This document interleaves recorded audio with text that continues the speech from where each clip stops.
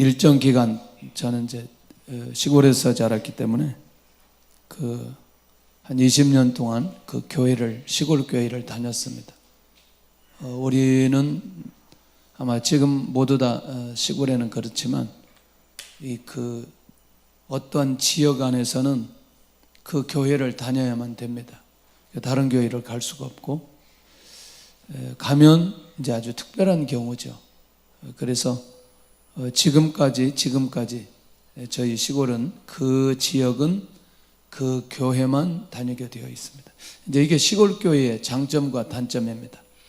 도시 교회는 내 집에 가까운 교회가 있어도 내가 다니고 싶은 교회를 다니게 되어집니다. 장단점이 또 다 있게 되죠. 그래서 저희 가정의 저희 형님은 지금도 그 교회를 섬깁니다. 태어나서부터 지금까지. 다른 데 갈 수가 없어요. 왜냐하면 그 지역 안에 있기 때문에. 이게 좋은 장점이라고 생각을 하죠. 저도 이제 목회를 이렇게 해보면서 한 교회에 계속 섬기면서 또 사역한다, 이런 것 또한 매우 중요하다. 교회를 개척하고 한 2년 정도 되었을까요? 2년 정도 됐는데 어느 목사님이 연락이 왔어요. 시형이 한 400명 되는 교회에 있는데 혹시 갈 생각이 있느냐고 물어봐요. 그때 우리 교회 50명 모일 때입니다. 그래서 제가 이 50명을 놔두고 가는 거는 이게 양심적으로도 그렇고 하나님의 뜻이 아니라고 생각하고 그냥 50명과 함께 가겠습니다 하고 이제 정리를 했습니다. 그 뒤로는 뭐 다시는 저한테 누가 그런 얘기 하지 않죠. 마음을 지킨다, 관계를 유지한다, 이거는 우리 나름대로 분명한 어떤 생각이나 판단이 아니면 그대로 가기가 어렵다는 거죠. 오늘 이 베드로의 모습을 보면서 정말 우리가 묵상을 많이 해야 될 내용이 이 안에 있는 것을 보게 되는데, 사실 여기 자기 회사에 충성한 사람, 스탠다드 석유회사 직원 아치볼트가 아니라 아치볼드. 근데 이 사람은 호텔에 가서 숙박계를 쓸 때마다 자기 이름을 쓰지 않고 무슨 이름을 썼느냐, 한 통 4달러 스탠다드 석유, 이렇게 적었다는 거예요. 이렇게 적으면 안 되잖아요. 그런데 한 통 4달러 스탠다드 석유. 말할 때마다 뭐라고 얘기하느냐, 한 통 4달러 그리고 스탠다드, 그렇게 하고 얘기를 했다는 거예요. 이게 쉬운 문제는 아니잖아요. 대화가 어떻게 이게 한 통 4달러 이렇게 얘기하고, 우리 누구한테 얘기할 때 사관왕교회 누구 이렇게 말하고 그러진 않잖아요. 이때 석유왕인 이 회사의 사장이 누구였느냐, 록펠러였어요. 이 말을 듣고 평사원 아치볼드를 부르게 됩니다. 그리고 그와 대화를 나눕니다. 이 사람을 보니까 회사에 대한 열심과 충성이 아주 대단한 것을 보게 되는 거예요. 가만히 록펠러가 생각해 보니까 이 정도 열심과 충성인 사람이 뭘 맡으면 좋겠다? 회사를 맡으면 좋겠다. 그래서 이 사람을 사장을 시킵니다. 이야, 멋있죠. 록펠러도 멋있고 이 사람도 멋있고, 나중에 그는 가장 유능한 사장으로 회사를 이끌게 되고, 그리고 이 회사가 더 세워지는 일에 쓰임받게 되어지는 걸 보게 됩니다. 이야, 우리가 만약에 누구든지 아마 회사를 이런 모습으로 다닌다면, 이런 자세로 다닌다면 저는 그 사람이 그 회사의 사장이 되어야 되지 않겠나, 그런 생각이 드는 거죠. 사실 이 베드로는 예수님에게 있어서 너무나 귀한, 그리고 버릴 수 없는 예수님의 제자였습니다. 그런데 사실 오늘 예수님 앞에서 아주 깨끗하게 예수님을 부인해 버리거든요. 어떻게 이런 일들이 벌어질 수 있을까?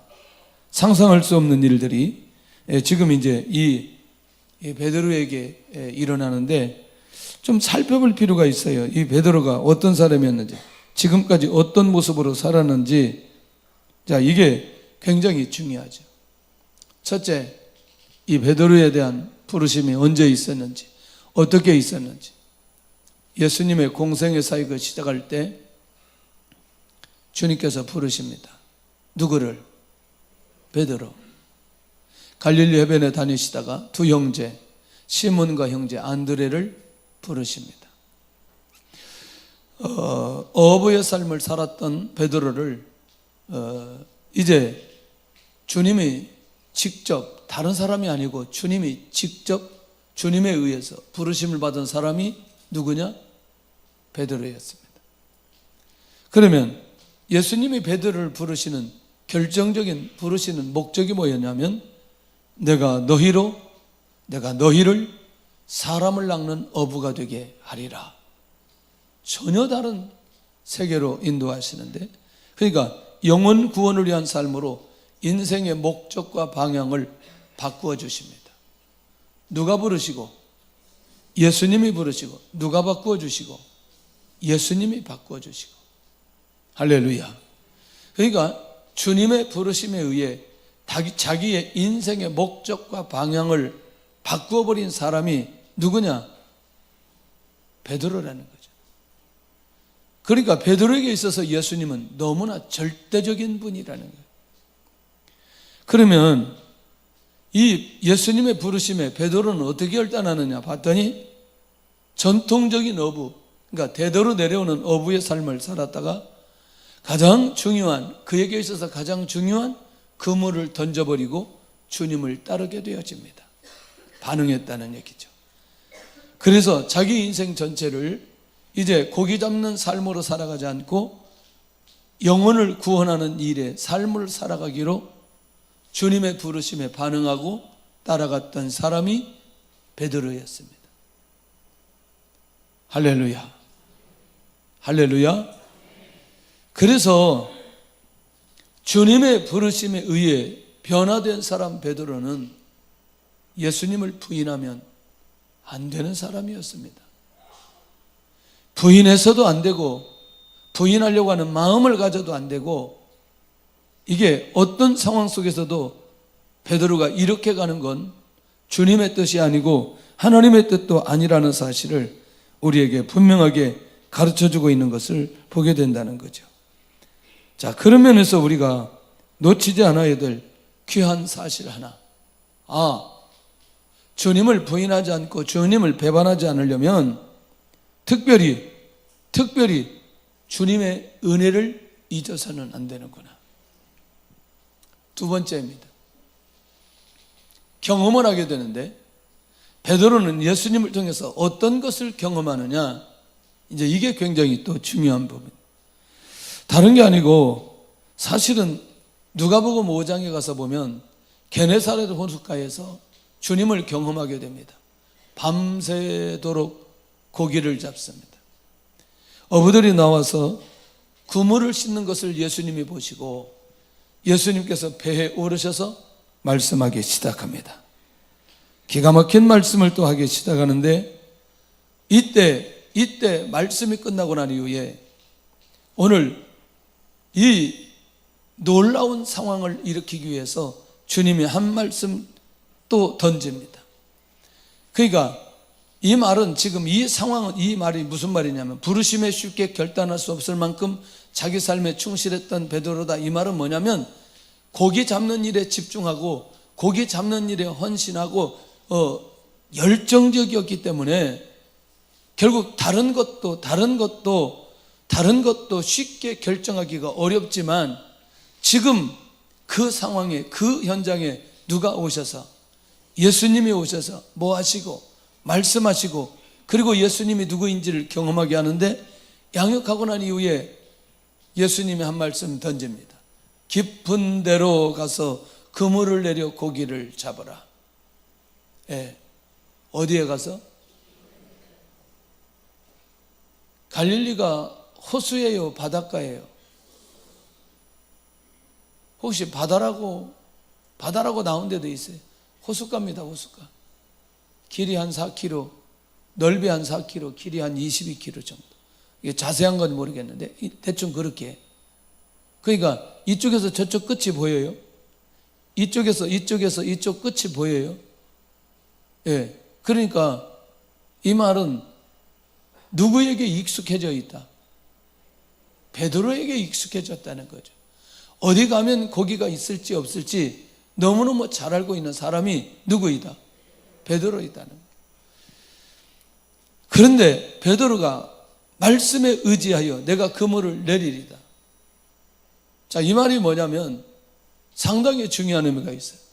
내가 이 갈릴리 호수에 대한 지식, 경험, 나의 습관, 고기 잡는 습관, 지역, 지형 너무너무 잘 알지만 내가 말씀에 의지하여 그물을 내리리이다. 이게 베드로의 고백이었고, 그리고 그가 그물을 내립니다. 그러니까 이 말이 무슨 말이냐면 우리가 내가 밤새도록 수고했지만 다시 주님의 말씀에 순종하여 그물을 내리겠다는 거예요. 멋있어요? 멋있잖아요. 지금 아까 그것도 멋있잖아요.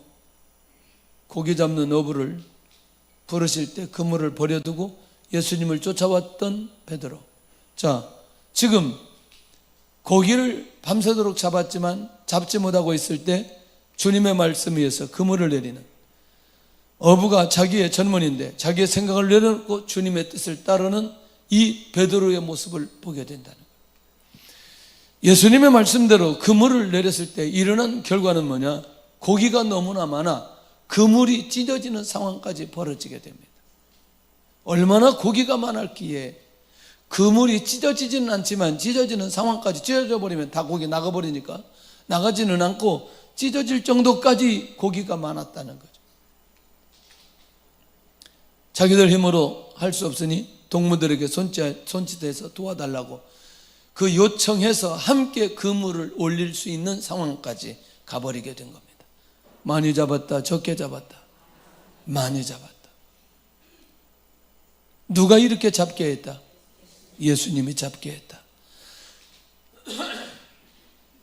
어부인 자신의 상식에 맞지 않아도 말씀에 순종해서 예수님이 누구인가를 분명하게 경험한 사람이 누구이다? 베드로이다. 그래서 이 베드로는 이렇게 고기 잡는 것을 통해서 예수님이 누구인지를 경험하고 확인할 수 있는 시간이 베드로에게 있었다는 거예요. 자, 여기서 끝나지 않습니다. 누가복음 5장 8절에 베드로는 고백합니다. 이 경험을 하고 나서 예수님의 무릎 앞에 엎드려 주여 나를 떠나소서 나는 죄인이로소이다. 나는 누구다? 죄인이로소이다. 신앙 고백하죠. 자기가 죄인인 걸 주님 앞에서 자기 스스로 고백합니다. 멋있어요. 멋있죠. 표적을 통해 주님을 경험하게 된 베드로의 신앙 고백입니다. 사실은 공생의 3년 동안 이렇게 베드로와 예수님과의 관계를 정리해 보려니까 정리할 게 너무나 많아요. 베드로의 장모의 열병도 치유하고 산상수훈에서 말씀으로 양육하기도 하고 그리고 치유의 현장에 직접 함께하기도 하고 이 베드로에게 보여주셨던 게 얼마나 많은지 모른다는 거예요. 그러니까 표적과 이적, 능력을 통해서 예수님이 누구인지를 베드로가 알 수 있도록 수도 없는 환경을 우리 주님께서 베드로에게 베풀어 주셨다니까요. 그러니까 표적을 경험하고 메시아를 만난 베드로는 절대로 변하지 않아야 된다. 부인하지 않아야 될 사람이라. 할렐루야. 할렐루야. 부인하지 않아야 될 사람이라. 그러니까 주님 앞에서 자기 마음을 지키고 자기 믿음을 지키고 자기 신앙 고백을 지킬 수 있다는 게 얼마나 중요한지 모른다. 얼마나 중요한지. 그러니까 주님 앞에서의 삶으로 결정되면 나의 언어, 나의 마음, 나의 생각 이것을 붙들고 유지할 수 있습니다. 예. 근데 그걸 유지하게 될 때에 놀랍게도 그 안에 하나님의 역사가 일어나는데 하나님의 사람으로 세움받게 되고 하나님께서 그 사람을 쓰시는 사람으로 인도받을 수 있다는 게 너무너무 중요하다는 거죠. 세 번째입니다. 베드로는 주님을 향해서 어떤 고백을 하였느냐? 이게 더 중요합니다. 자, 가이사라 빌립보에서 주님께서 제자들에게 사람들이 나를 누구라고 하느냐? 더러는 세례요한, 더러는 엘리야, 더러는 선지자 중에 한 사람이라고 말합니다. 그렇지. 그러면 너희는 나를 누구라고 하느냐? 이 질문 던졌을 때 베드로가 주는 그리스도시요 살아계신 하나님의 아들이시니이다. 이 고백을 하게 됩니다. 그러니까 예수님께서 그 신앙 고백이 끝나자마자 이것은 바유나 시모나 내게 알게 하시는 누구다? 하늘에 계신 아버지이시니이다. 이렇게 알려줍니다.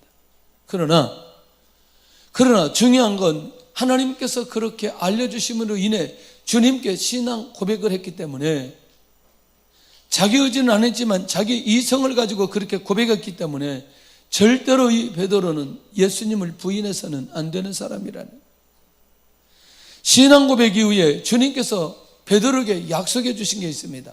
이 반석 위에 내 무엇을 세우느니 교회를 세우느니 음부의 권세가 이기지 못하리라.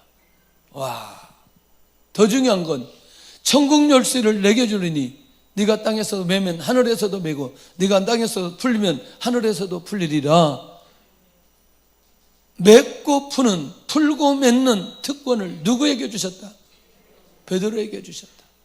할렐루야. 놀랍지 않아요? 이 고백을 하게 하고 그 다음에 그를 통해서, 그 고백을 통해서 교회를 세우고 음부의 권세가 이기지 못하는 어마어마한 축복을 누구로부터 받고?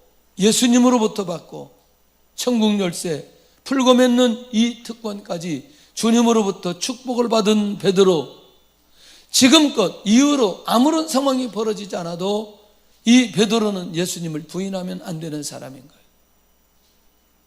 무너지면 안 되는 사람인 거예요. 할렐루야.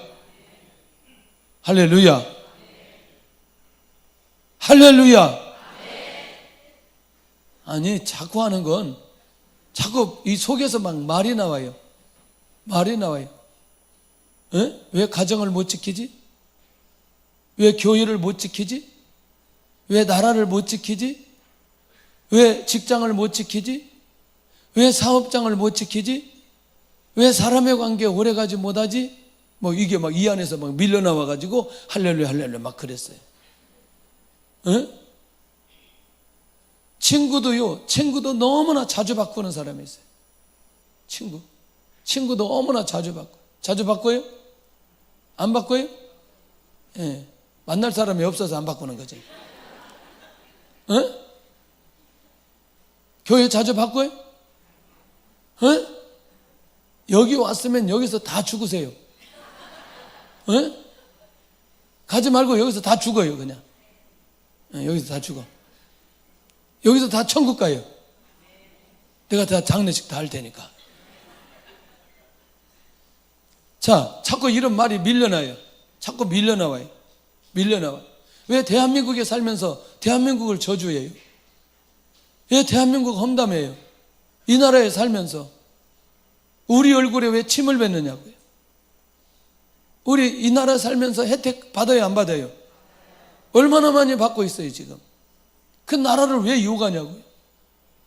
이런 것들이 우리 안에서 정리되어야 된다는, 예수님과 우리와의 관계 속에서 이게 정리되면 다 정리될 수 있다는 거예요. 주의 크신 은혜가 있기를 원합니다. 그러면 주님을 통한 약속을 받은 베드로의 신앙을 한번 보실래요?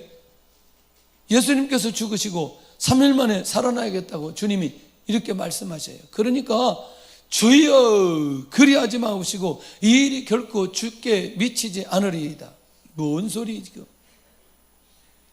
그러면 예수님의 구속사를 막아버리고 예수님이 우리 땅에 오신 것을 막아버리고, 그러니까 자기가 지은 죄의 문제가 해결될 수 없다는 사실인데, 아까 그렇게 고백해 놓고는 예수님이 죽는다고 하니까 정말 이 일이 주께 미치지 않을 것입니다, 이렇게 주님 앞에 마치 충성하는 것처럼 얘기하는데 주님이 누구인지 아직 믿음이 안 생기는 거예요.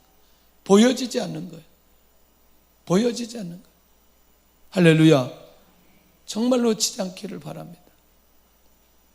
그래서 이게 영적인 분별력이 바로 있으면 내가 무슨 고백을 해야 될지, 어떤 마음을 지켜야 될지 분명하게 알 수 있다는 게 얼마나 감사한 일이에요.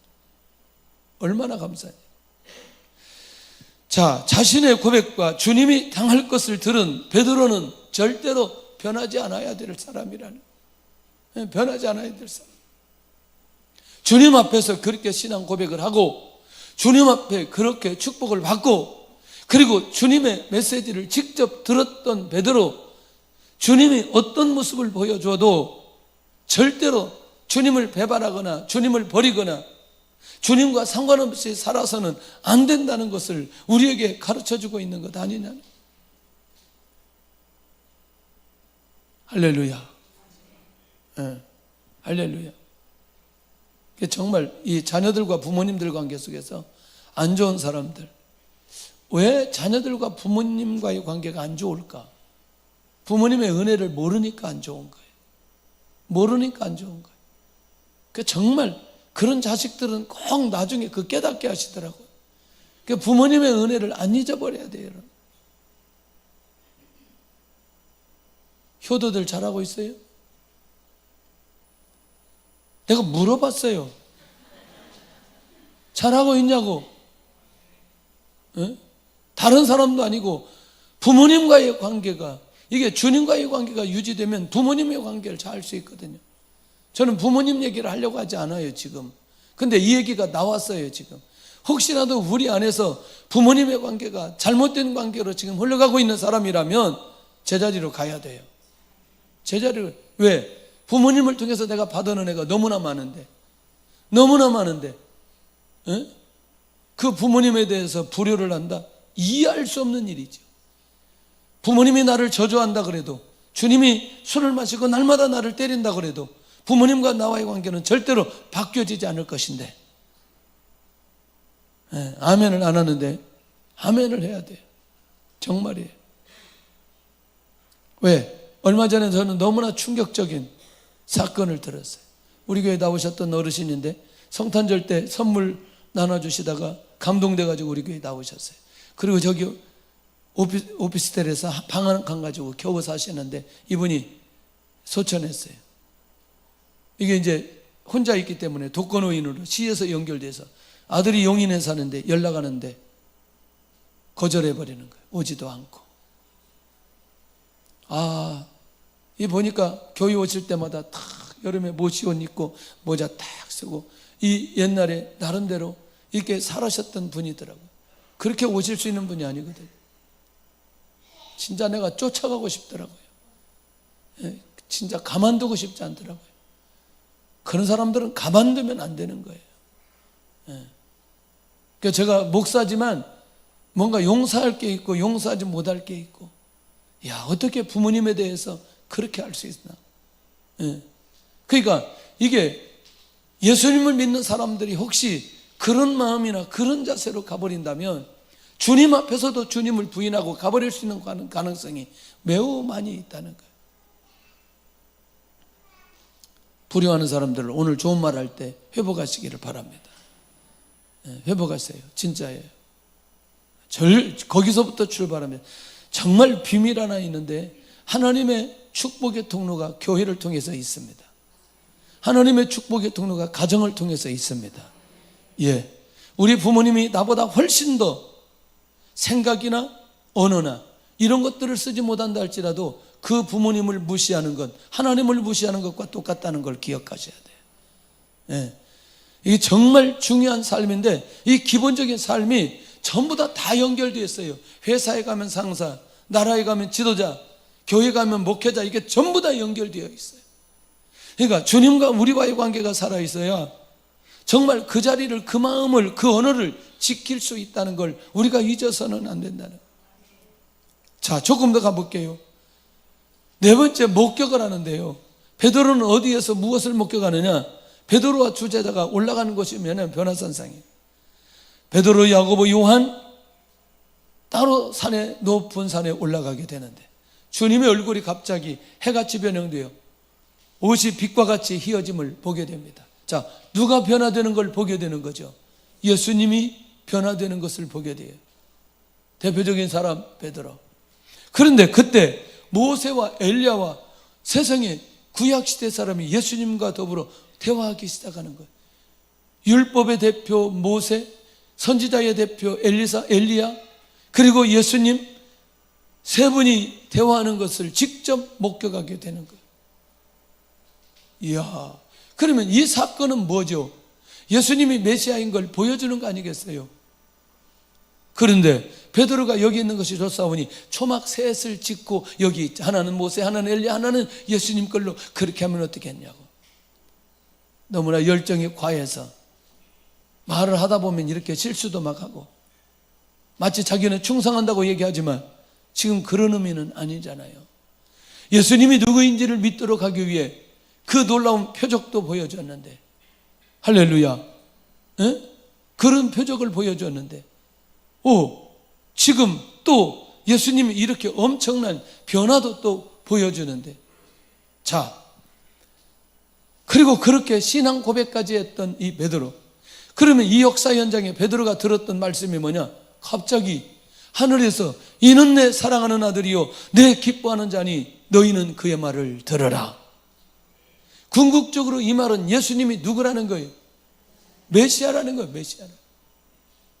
변화되는 것을 통해서, 자, 모세와 엘리야와 대화 나누는 것을 통해서, 그리고 하나님의 음성을 통해서 예수님이 누구인가를 너무너무 명확하게, 내가 부르심이 없고 신앙 고백이 안 되고 내가 능력을 경험하지 않았어도 마태복음 17장 이 사건 하나만 가지고도 예수님이 누구인지 분명하게 고백하고 그 관계를 유지할 수 있는 기회 아니겠냐고요. 기회 아니겠냐고요. 아니, 느닷없이 어느 날 하늘에서 나한테 소리가 들리는 거예요. 저 이기동은 하나님의 종이니라. 어떡하겠어요, 여러분들? 응? 이야. 그러니까 여러분들, 이게 계속해서 베드로의 삶을 보니까 이것이 축적되어지는 이유는 예수님이 누구라고?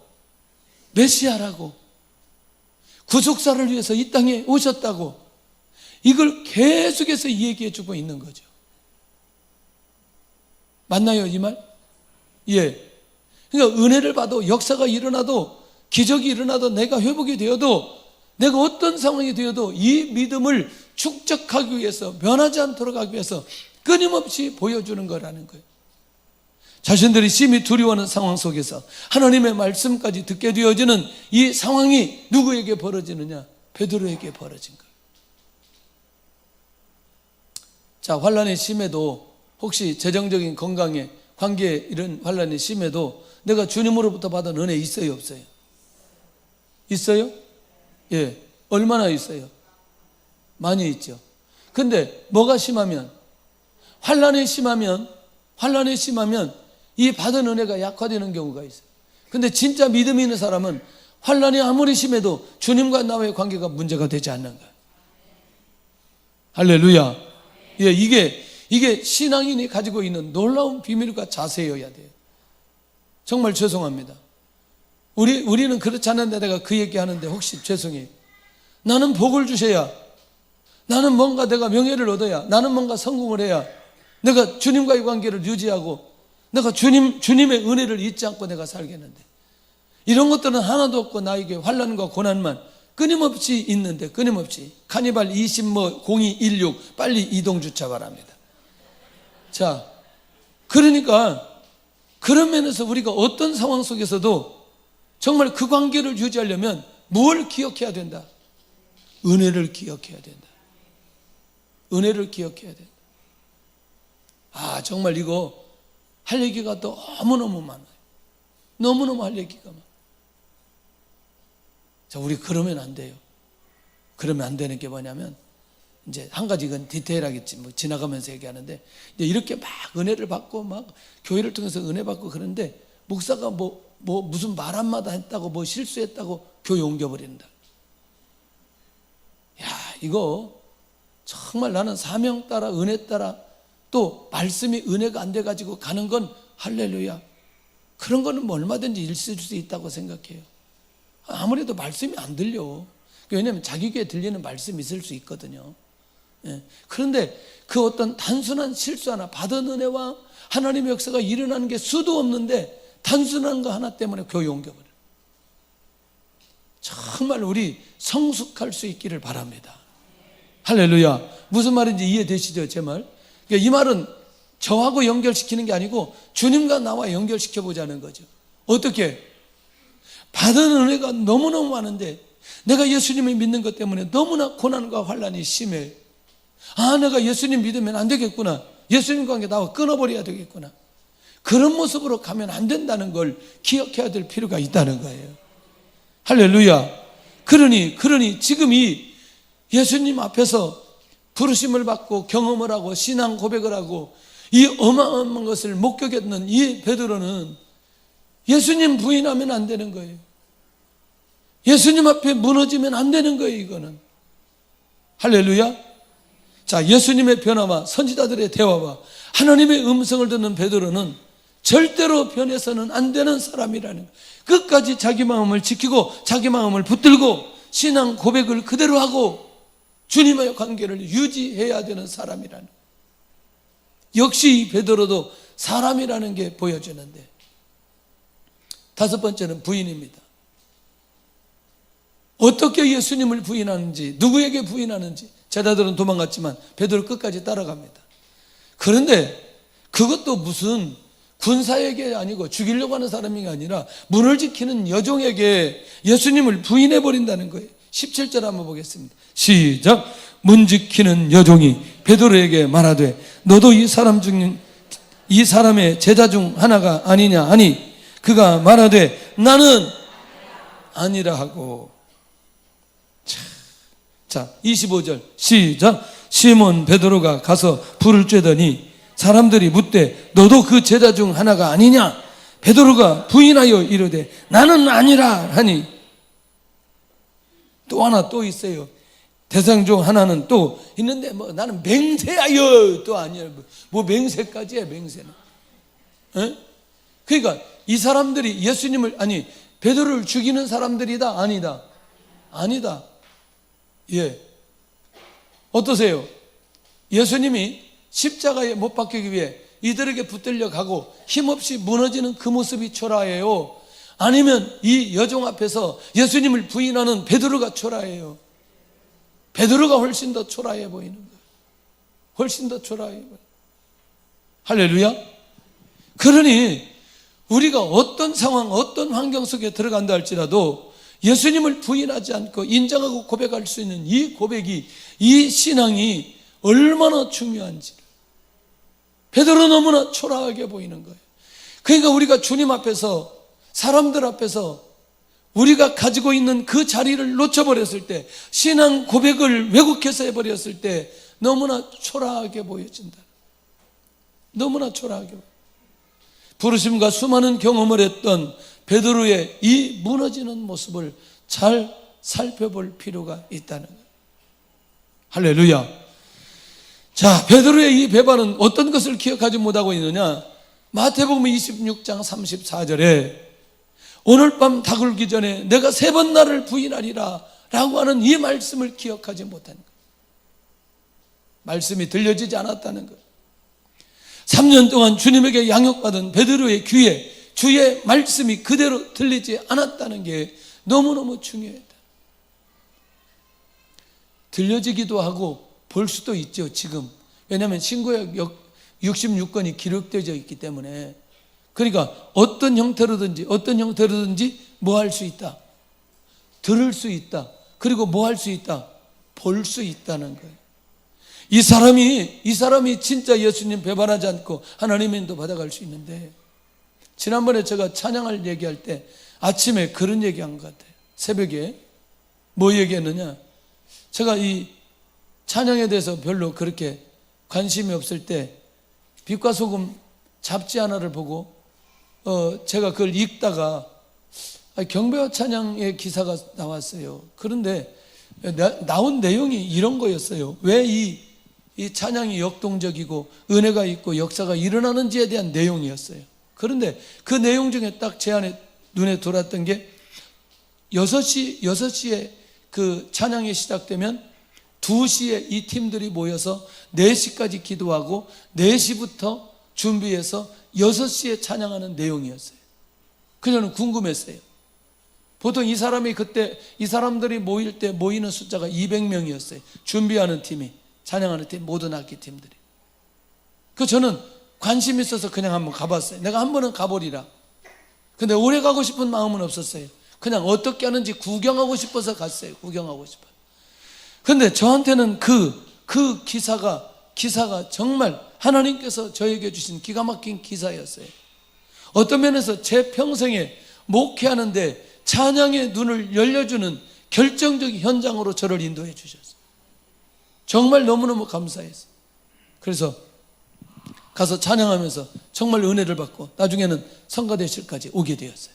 성가대 의자까지 오게 되었어요. 성가대 의자는 그 교회는 강대상에 올려놨어요. 이렇게 올려놓은 건 아니고 이렇게 강대상 옆으로 이렇게 성가대 의자가 있었어요. 그러니까 강대상은 바로 거기 앞까지 갔어요. 은혜가 되니까.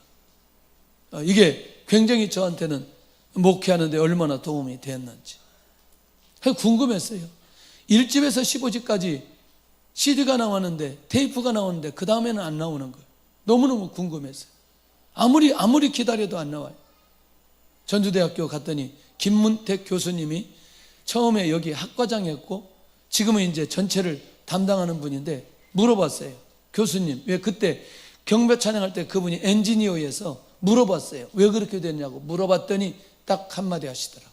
목사님, 그게 다른 게 아니고 대표가 찬양을 집중적으로 해야 되는데 음향 시스템을 외국에서 한국으로 수입해가지고 이것을 판매해서 사역하려고 했다가 이게 무너지고 망가져서 그때 끝났다는 어마어마한 얘기를 들었어요.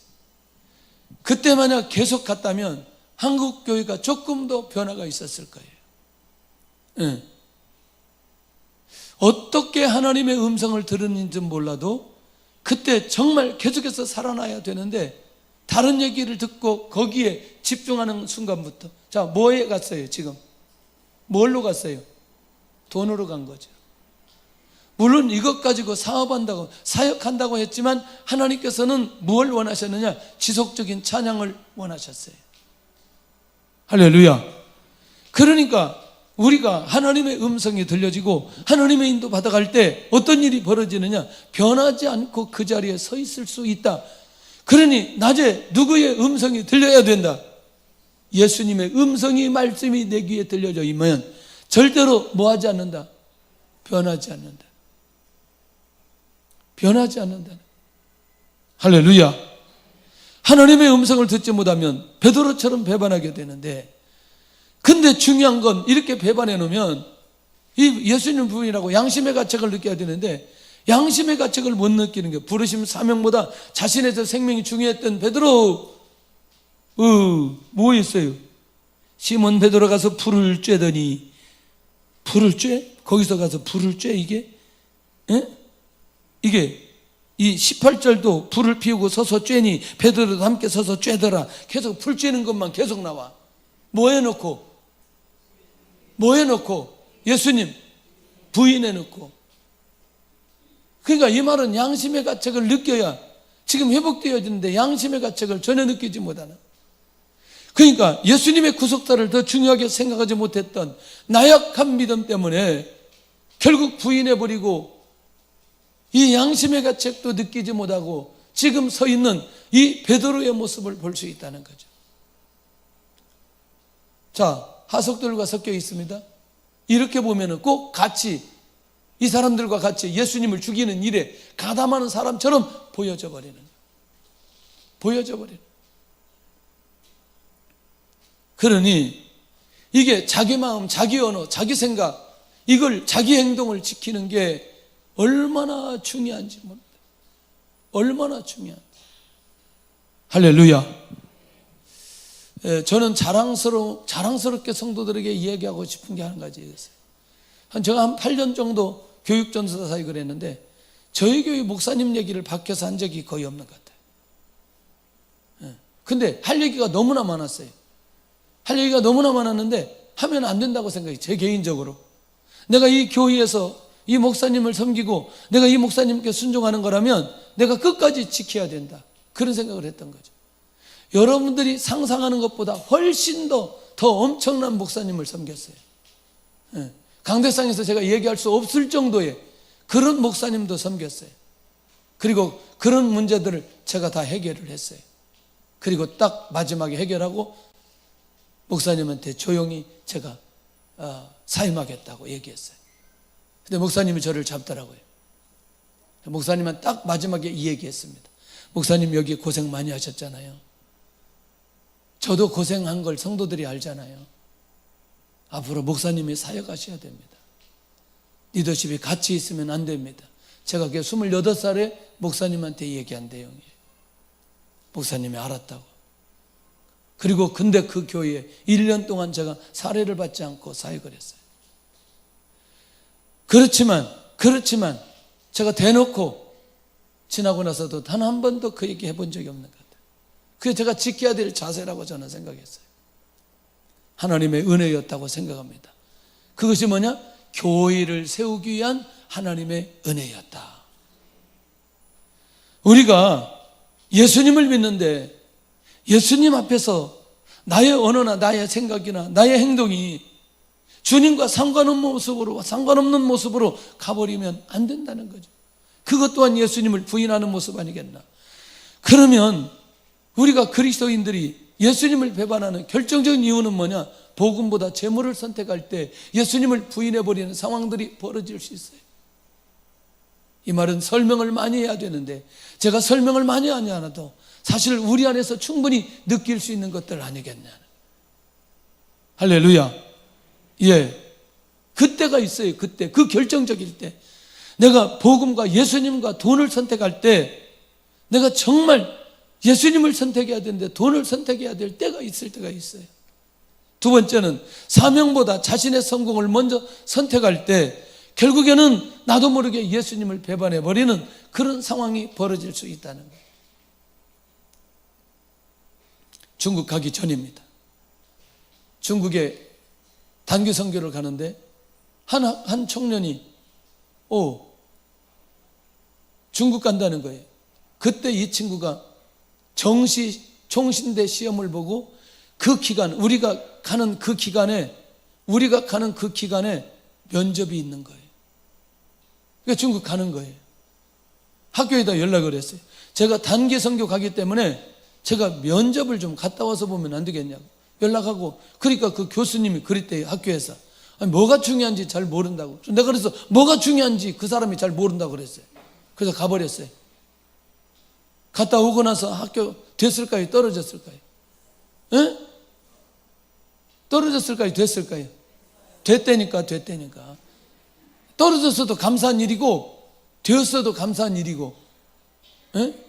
할렐루야. 이번에도 필리핀 갈 때 그런 우리 중학생에 그런 경우가 있어요. 중요한 계약을 체결해야 되는데 필리핀 가버렸어요.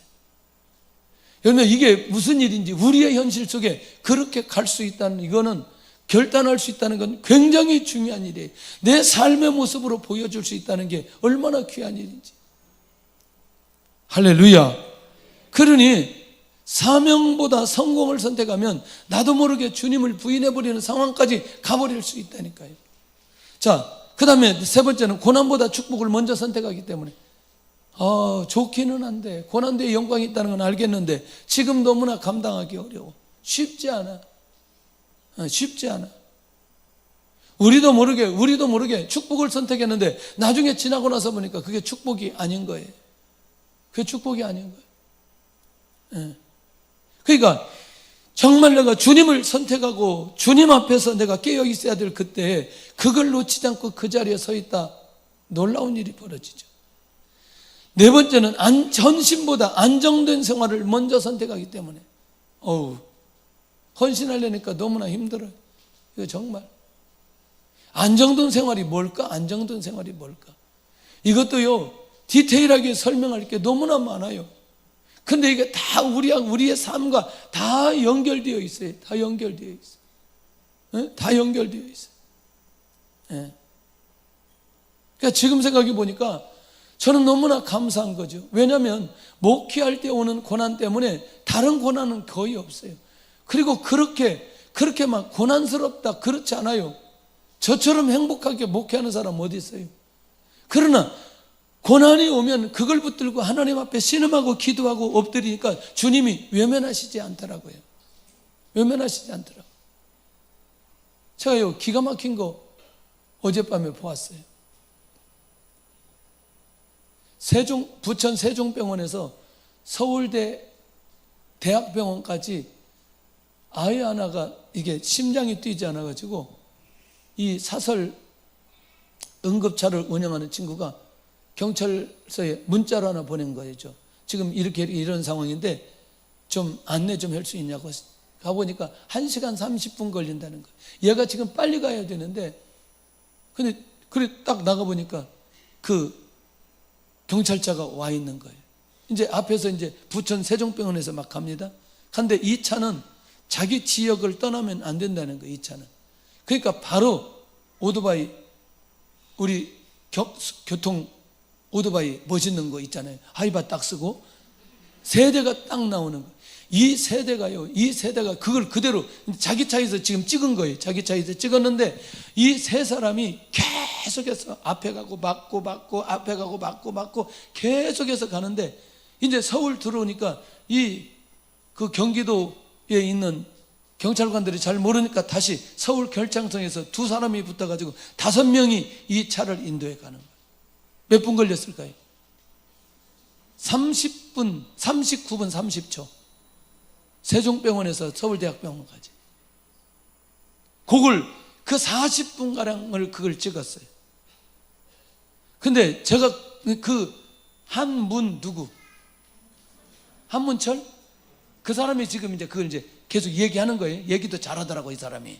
그 전문가니까. 계속 얘기하는데 자기가 지금까지 봤던 어떤 영화보다도 너무나 재밌다.